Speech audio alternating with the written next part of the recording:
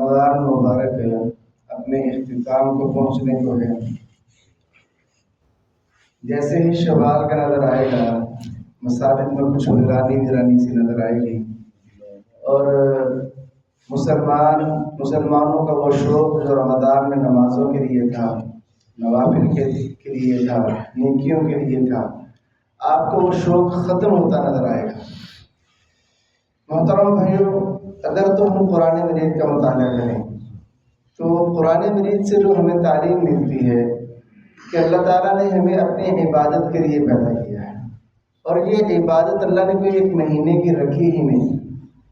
اللہ تعالیٰ نے رمضان کی نمازیں فرض نہیں کی۔ اگر تو کوئی مسلمان یہ سمجھتا ہے کہ رمضان کی نمازیں فرض ہیں تو ٹھیک ہے، وہ ٹھیک کر رہا ہے کہ رمضان کے بعد نمازیں نہ پڑھیں۔ اللہ تعالیٰ نے تو پورے سال 12 ماہ کی نمازیں فرض کی ہیں اور پوری زندگی کی فرض کی ہیں، اور اللہ تعالیٰ نے ہماری تخلیق کا مقصد رمضان کی عبادت رکھی ہی نہیں۔ یہ تو بس ایک تربیتی کورس ہے کہ باقی 11 ماہ میں ہم اس نیکی کے عمل کے ساتھ جڑے رہیں، اس مہینے کی تربیت کی وجہ سے۔ اب دیکھو نا، اللہ تعالیٰ نے اپنے نبی کریم کی زبان سے جو بات کہلوائی کہ قل ان صلاتی ونسکی ومحیای ومماتی للہ رب العالمین، اے نبی آپ کہہ دیجیے کہ میری نماز، میری قربانی، میری زندگی، میری موت رب العالمین کے لیے۔ زندگی کیا ہے؟ رمضان کا مہینہ زندگی ہے۔ کہا اے نبی آپ امت کو یہ بات سمجھا دیجیے کہ میری پوری زندگی رب العالمین کی فرما برداری کے لیے ہے، فقط رمضان رب العالمین کے لیے نہیں۔ کوئی 29-30 دن کیا ایک کورس صرف رب العالمین کے لیے نہیں ہے کہ رب کے لیے میں نے جھوٹ 30 دن کے لیے چھوڑ دیا، رب کے لیے میں نے غیبت 30 دن کے لیے چھوڑ دی۔ کیا اسلام ہم سے جھوٹ چھوڑنے کا مطالبہ صرف رمضان میں کرتا ہے؟ کیا غیبت چھوڑنے کا مطالبہ اسلام ہم سے صرف رمضان میں کرتا ہے؟ کیا نماز پڑھنے کا مطالبہ ہم سے اسلام صرف رمضان میں کرتا ہے؟ کیا قرآن ہدایت کا ذریعہ صرف رمضان میں بنتا ہے اور باقی 11 ماہ قرآن میں یہ تاثیر ہی نہیں رہتی کہ یہ بندوں کو ہدایت دے سکے اور اس سے یہ تاثیر ختم ہو جاتی ہے؟ یا قرآن مجید پڑھنے کا اجر باقی 11 ماہ میں اللہ نے رکھا ہی نہیں ہے، رمضان میں رکھا ہے کہ 1 ارب میں 10 نیکیاں صرف ان 29 اور 30 دنوں میں ملنی ہے، اور باقی 11 ماہ میں اللہ نے اس پہ کوئی اجر نہیں دے رہا، جو امت مسلمہ غفلت کا شکار ہو جاتی ہے۔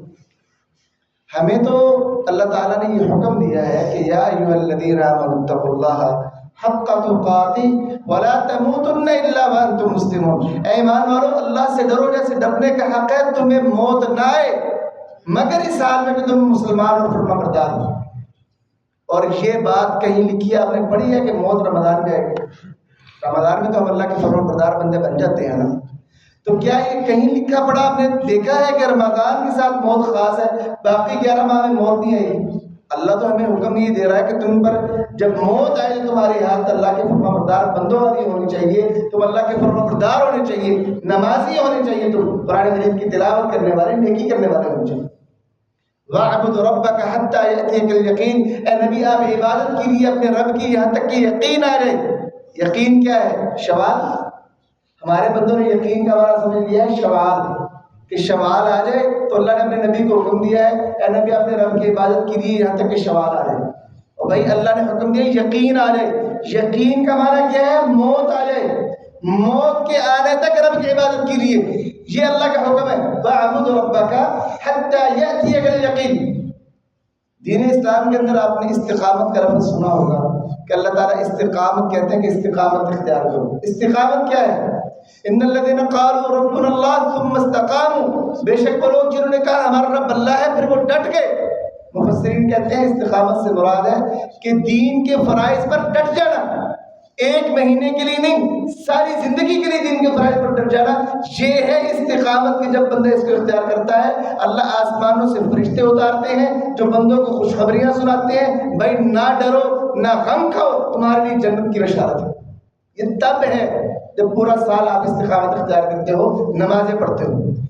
عجیب مسئلہ ہے کہ رمضان میں ہم مسلمان بن جاتے ہیں اور ہر مسلمان چند احادیث اللہ تعالیٰ نے ان کو بڑی مقبولیت عطا کر دی، ان میں سے ایک یہ حدیث ہے، اللہ نے اسے بڑی مقبولیت عطا کی ہے کہ ہر مسلمان تقریباً اسے جانتا ہے کہ بین العبد و بین الکفر والشرک ترک الصلاۃ، کہ بندے کے درمیان اور اس کے کفر اور شرک کے درمیان فرق کرنے والی چیز نماز ہے۔ اب اس حدیث میں مجھے یہ لفظ کہیں نظر نہیں آیا کہ یہ جو نماز فرق کرتی ہے یہ رمضان میں ہے، کہ رمضان میں نماز پڑھو گے تو مسلمان ہو، رمضان میں نماز نہ پڑھو گے تو تم کافر ہو جاؤ گے۔ یہ پورے سال کی حدیث ہے، 12 ماہ کی حدیث ہے، پوری زندگی کی حدیث ہے۔ نماز رمضان کے بعد بھی چھوڑو گے اور اس کے بارے میں یہ عقیدہ رکھو گے اور خیر نماز ہے ہی نہیں، زیرو رمضان میں، آپ کافر ہو جاؤ گے۔ اگر سستی کی وجہ سے چھوڑ رہے ہو تو اللہ کے ہاں مجرم بن جاؤ گے۔ یہ نمازیں چھوڑ دینا اور رمضان کے بعد اعمال سے سستی برتنا ایک مسلمان کا طرز عمل نہیں ہونا چاہیے۔ نبی کریم صلی اللہ علیہ وسلم جب اس دنیا فانی سے رخصت ہوئے، وہ دن صحابہ کرام پر بڑا بھاری دن تھا، اس سے بھاری دن گزرا نہیں تھا ان پہ۔ اب حالت یہ تھی کہ حضرت عمر کھڑے ہوئے، کہا کہ جو کہے گا کہ نبی کریم صلی اللہ علیہ وسلم اس دنیا سے رخصت ہو گئے ہیں تو میں اس سے جھگڑا کروں گا۔ انہوں نے تو بڑے سخت لفظ بولے۔ حضرت ابوبکر صدیق رضی اللہ تعالیٰ عنہ، ان کو اللہ نے ایسے اتنا بڑا مرتبہ نہیں دے دیا، ان کا اللہ پہ ایمان یقین بہت مضبوط تھا۔ وہ ذرا مدینے سے باہر اپنے گھر، جو ان کا گھر تھا وہاں پر تھے، وہاں سے تشریف لائے، مسجد نبی سے ہوتے ہوئے حجرہ عائشہ میں گئے، نبی کریم صلی اللہ علیہ وسلم کے چہرہ مبارک سے آپ نے چادر ہٹائی، آپ کا بوسہ لیا، کہا اللہ کے رسول آپ پر 2 موتیں اکٹھی نہیں ہوں گی۔ پھر باہر مسجد میں آئے، دیکھا کہ حضرت عمر لوگوں کے ساتھ بات چیت کر رہے ہیں اور لوگوں کے ساتھ بڑا جھگڑ رہے ہیں۔ حضرت عمر سے کہا عمر بیٹھ جاؤ، حضرت عمر نے بات ہی نہ سنی۔ حضرت ابوبکر تھوڑا سا سائڈ پہ ہو کر انہوں نے خطبہ شروع کیا تو لوگ سارے جو تھے حضرت عمر سے ہٹ کے حضرت ابوبکر کی طرف چلے گئے۔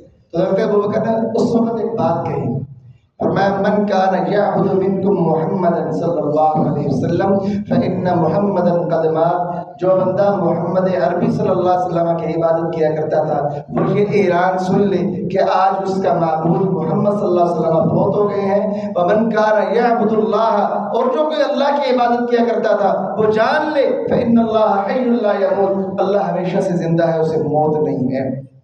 میں اس بات سے کیا بات بیان کرنا چاہتا ہوں، نبی کریم اس دنیا سے رخصت ہوئے، حضرت ابوبکر نے قوم کو بات سمجھائی کہ لوگوں اللہ کے رسول کے ساتھ عبادت نہیں تھی، عبادت تو رب العالمین کے لیے تھی، نبی کریم تو فقط پیغام پہنچانے کے لیے آئے تھے اور پہنچا کے چلے گئے ہیں، لیکن عبادت باقی ہے، اللہ باقی ہے، اللہ کی عبادت کرنی ہے۔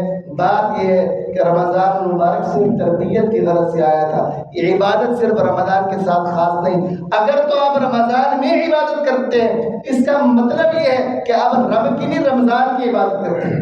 رب کی، اگر رب کی کرتے ہو تو رب تو پورے 12 ماہ موجود ہے۔ آج کا مسلمان رب کی نہیں رمضان کی عبادت کرتا ہے، جو کہ ایک علمیہ والی بات ہے۔ اللہ کو مطلوب ہم سے رمضان کی نہیں رب کی عبادت ہے۔ فَاعْبُدُوا اللَّهَ مُخْلِصِينَ لَهُ الدِّينَ، اللہ کی عبادت اس کے دین کو اس کے لیے خالص کرتے ہوئے کرو۔ اللہ تو بھائی 12 ماہ موجود ہے، اگر تو اللہ کی عبادت کرنی ہے تو ایک مسلمان بندے کو 12 ماہ نمازی ہونا چاہیے کہ رمضان کا نمازی نہیں۔ اگر رمضان کے نمازی ہو تو مطلب یہ ہے کہ رب کی عبادت نہیں، رمضان کی عبادت ہے، جو کہ ہم سے مطلوب نہیں ہے۔ صحابہ کرام رضوان اللہ اجمعین جب کوئی عمل کرتے تھے وہ رمضان کے ساتھ خاص نہیں کیا کرتے تھے، اور رسول کریم کا بھی یہ عمل تھا۔ آپ قیام اللیل کرتے ہو نا، ماری عائشہ سے کسی نے پوچھا کہ مجھے بتائیں رسول کریم کا رمضان میں عمل کیا ہے رات کا؟ فرمایا ما کان رسول اللہ صلی اللہ علیہ وسلم یزید فی رمضان ولا فی غیرہ علی 11 رکعۃ، کہ نبی کریم رمضان کا مہینہ ہو یا رمضان کے علاوہ کوئی مہینہ ہو آپ 11 رکعت سے زیادہ نہیں پڑھتے تھے۔ کیا مطلب کہ آپ جو قیام اللیل ہے، نماز تراویح جسے آپ جانتے ہیں، یہ آپ فقط رمضان میں نہیں پڑھا کرتے تھے، پورے سال کی عبادت تھی نبی کریم صلی اللہ علیہ وسلم کی، اور ہم سمجھتے ہیں کہ شاید یہ قیام اللیل رمضان کے ساتھ خاص ہے۔ جیسے ہی رمضان کا مہینہ گزرے گا، میری یہ حالت ہے، باقیوں کے واللہ عالم، میں باقیوں کی بات نہیں کرتا، اللہ دلوں کے حالوں کو جانتا ہے، کہ میرے اندر تو سستی آ جاتی ہے، اور رمضان کے بعد جس طرح ہم رمضان میں تراویح اور تہجد کا اہتمام کرتے ہیں باقی سال نہیں کرتے۔ میری اپنے آپ کو نصیحت بھی ہے، آپ کو بھی ہے، کہ جب رسول کریم صلی اللہ علیہ وسلم سے یہ عمل رمضان اور غیر رمضان 12 مہینے ثابت ہے، تو میں اپنے نبی کی سنت کو رمضان کے ساتھ کیوں خاص کر رہا ہوں؟ میں اس قیام کو رمضان کے ساتھ کیوں خاص کر رہا ہوں؟ صحابہ کرام رضوان اللہ اجمعین رمضان گزرتا تو 6 مہینے تک رمضان کے عبادتوں کی قبولیت کی دعا کیا کرتے تھے، اور رمضان کے عبادتوں پر ہمیشگی کیا کرتے تھے، اور آئندہ 6 ماہ اس کے لیے دعائیں کیا کرتے تھے. لیکن ہمیں تو کوئی فکر ہی نہیں نا، عید آئے گی تو رات کی بات کی بڑی بات ہو جائے گی. صحابہ کرام رضوان اللہ اجمعین جب کوئی عمل شروع کرتے، چھوٹے سے چھوٹا عمل بھی چھوڑا نہیں کرتے تھے.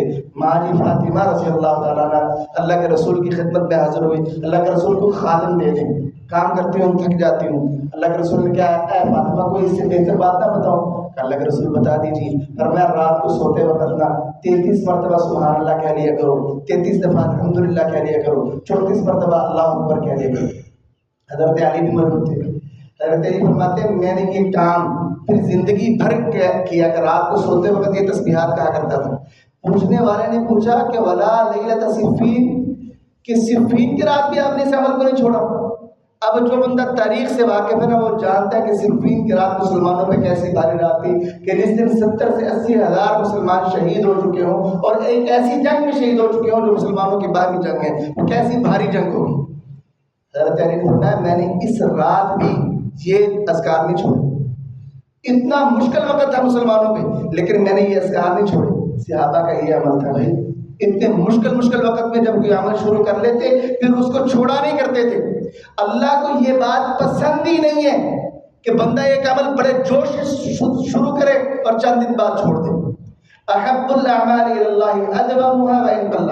اللہ کے نزدیک محبوب ترین عمل وہ ہیں جو ہمیشگی کے ساتھ کی رہے، اگرچہ تھوڑے تھوڑے ہی ہوں، تھوڑا تھوڑا عمل ہو لیکن ہمیشہ بندہ کرے، یہ اللہ کو زیادہ محبوب ہے. نبی کریم نے حضرت عبداللہ بن عمرو بن عاص سے کہا یا عبداللہ لا تکن مثل فلان، عبداللہ فلاں آدمی کی طرح نہ ہو جانا. کان یقوم اللیل، وہ راتوں کو قیام کیا کرتا تھا. فترہ کا قیام اللیل، اب اس نے راتوں کا قیام چھوڑ دیا. عبداللہ میں تجھے نصیحت کرتا ہوں تو اس بندے جیسا نہ ہو جانا. رمضان گزر رہا ہے، ختم ہونے کو ہے.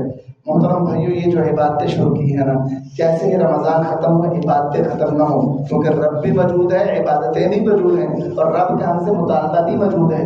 اس لیے رمضان گزرے ہماری نمازوں کی حاضری ویسے ہونی چاہیے جیسے رمضان میں ہے. راتوں کا قیام بھی ہونا چاہیے، شوال کے روزے بھی ہونے چاہیے، سبات جمعرات کا روزہ بھی رکھنا چاہیے. اللہ تعالیٰ سے دعا کروں کہ اللہ تعالیٰ ہمیں یہ نیکی کا شوق پورا سال ہم پر قائم دائم رکھے اور ہم پورا سال عبادتوں کے ساتھ جڑے رہیں. وما علینا الا البلاغ.